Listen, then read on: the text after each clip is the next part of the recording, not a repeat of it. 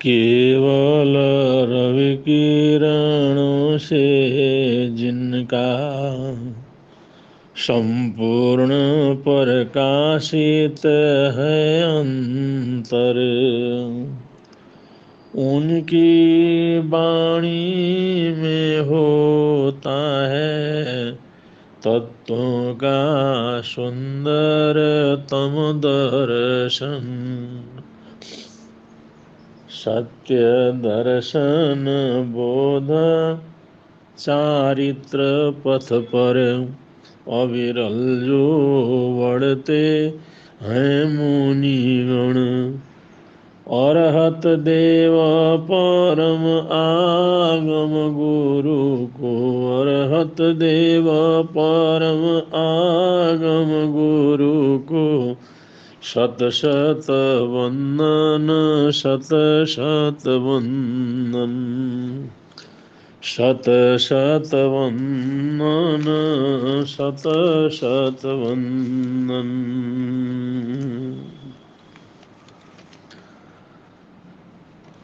हमारा संपूर्ण देश स्वतंत्रता की हीरक जयंती मना रहा है और इसमें कितने ऐसे क्रांतिकारियों का जीवन हमारे सामने आ रहा है जो हमेशा पर्दे के पीछे रहे, जिन्हें कभी सामने लाने का प्रयत्न नहीं किया गया।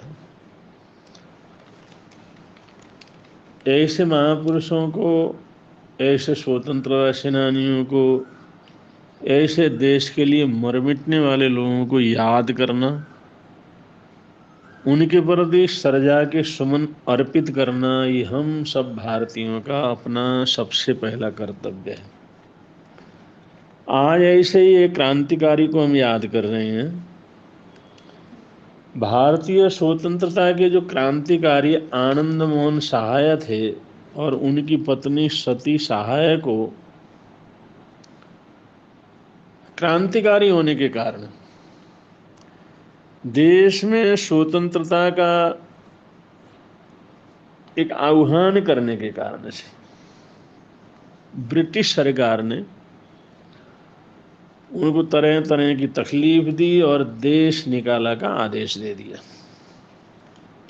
उनको देश निकाला दे दिया।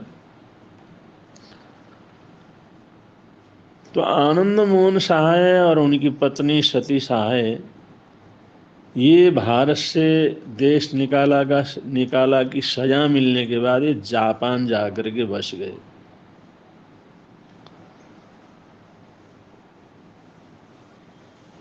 और जापान में बस गए। उनकी बेटी थी भारती, उसका जन्म जापान में कोबे के अंदर हुआ था।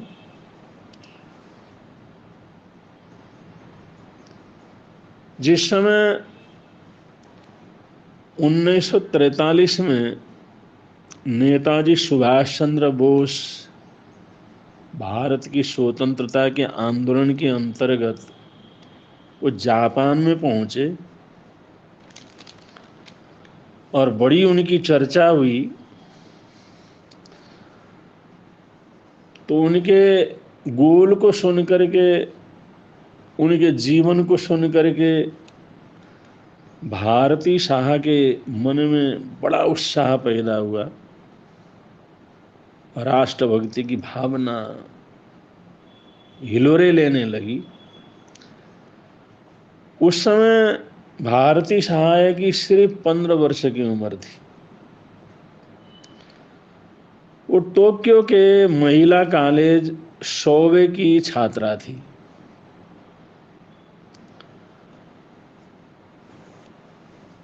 जिस समय उन्होंने सुभाष चंद्र बोस को देखा, उनके सामने सुभाष चंद्र बोस आए, तो उसको इतनी खुशी हुई, इतनी प्रसन्नता हुई, इतनी खुशी के मारे उछलने लगी और उसने बड़ा प्रयत्न किया कि उसे झांसी की रानी रेजिमेंट के अंदर भर्ती करा दिया जाए। लेकिन अभी उनकी उम्र को देखते हुए नेताजी सुभाष चंद्र बोस ने उसके लिए अभी मना कर दिया, अभी तुम पढ़ाई करो, जब समय आएगा तब तुम्हें सेवा का लाभ मिलेगा, लेकिन अभी हम रेजिमेंट के अंदर भर्ती नहीं कर सकते। भारती के पिताजी आनंद मोहन सिंगापुर में आजाद हिंद फौज की स्थापना की तैयारी में लगे हुए थे। वो पूरा जीवन उन्होंने हिंद फौज की स्थापना के लिए सिंगापुर के अंदर बड़ा प्रयत्न से लगाया, और ऐसे उसकी बेटी भारती वो जापान के अंदर पढ़ाई करती रही, और उसके मन में राष्ट्रभक्ति तो हमेशा हिलोरे लेती रहती थी, लेकिन अभी उसकी भावना पूरी नहीं हुई कि वो झांसी की रानी रेजिमेंट के अंदर भर्ती हो सके। और कुछ समय के पश्चात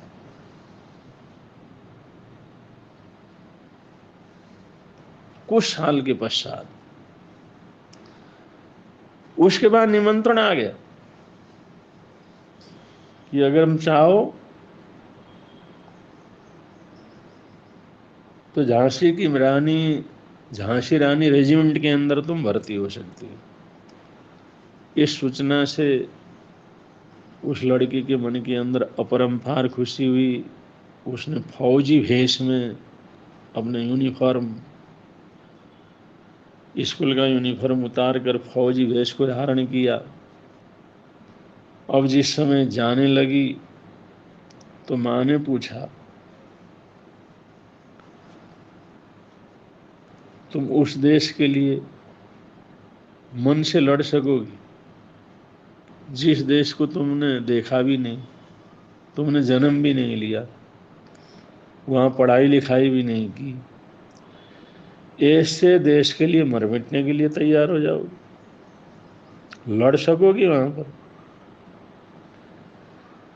भारती ने बड़ी दृढ़ता के साथ कहा, मैं उन माँ बाप की बेटी हूँ जो देश की आज़ादी के लिए अपने देश से बाहर हैं, बाहर रह करके देश की आज़ादी के लिए हर संभव प्रयत्न कर रहे हैं। ऐसे माता पिता की बेटी होने के कारण मुझे उस देश के लिए लड़ने में बड़ा गौरव महसूस हो।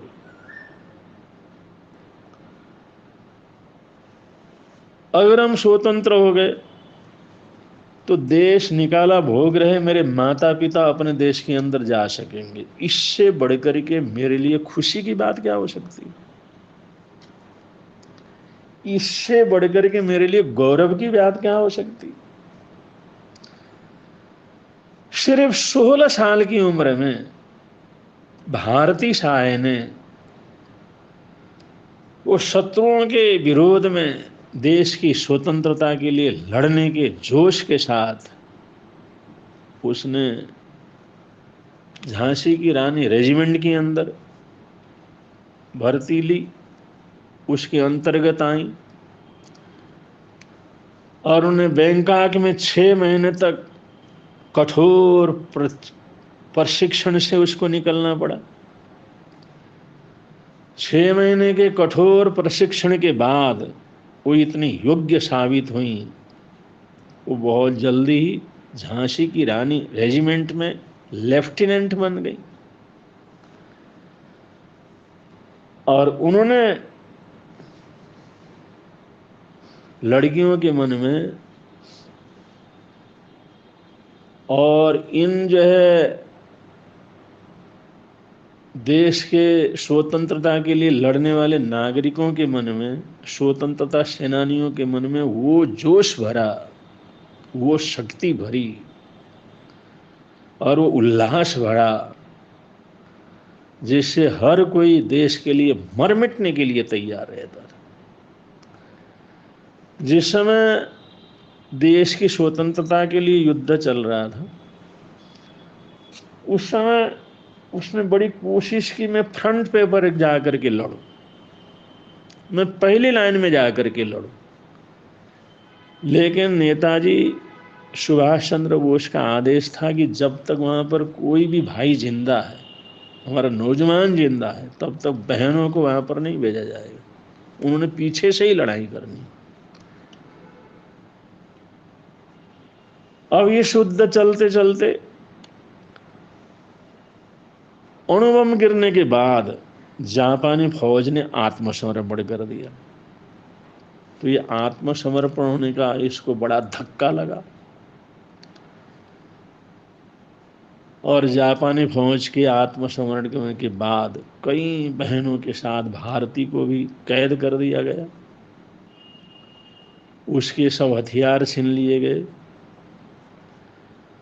उसे बैंकॉक के कैंप में नजरबंद रखे कर दिया गया।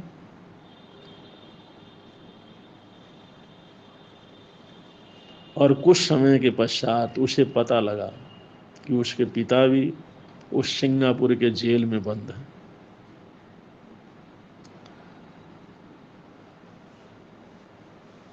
नेताजी सुभाष चंद्र बोस ने भारती को कहा, भारती घबराना नहीं है, ये जिस रास्ते के ऊपर तुम चली हो अब ये संघर्ष तो आएंगे। तो भारती ने इतने आत्मविश्वास के साथ, इतने दृढ़ता के साथ नेताजी के सामने अपनी बात को दोहराया, भारत की बेटी को घबराना नहीं आता। मैं इन कष्टों से कभी घबराने वाली नहीं। ये कष्ट क्या है, मैं तो देश के लिए, मातृभूमि के लिए, देश की स्वतंत्रता के लिए और आपके लक्ष्य को पूरा करने के लिए अपने शरीर को बोटी बोटी कटवा सकती। बड़ा साहस था उस लड़की। समय आने पर जैसे वो कैद से छूटी तो भारती बैंकॉक में पंडित रघुनाथ शर्मा के परिवार के साथ रही और काफ़ी इंतज़ार करने के बाद जब उनके पिता जेल से छूटे तो उनके साथ सिंगापुर में मित्रा परिवार के अंदर रही। भारत की स्वतंत्रता के बाद वो भारत में उन्होंने प्रवेश किया और काफ़ी लंबे समय तक गांधी जी के साथ काम किया।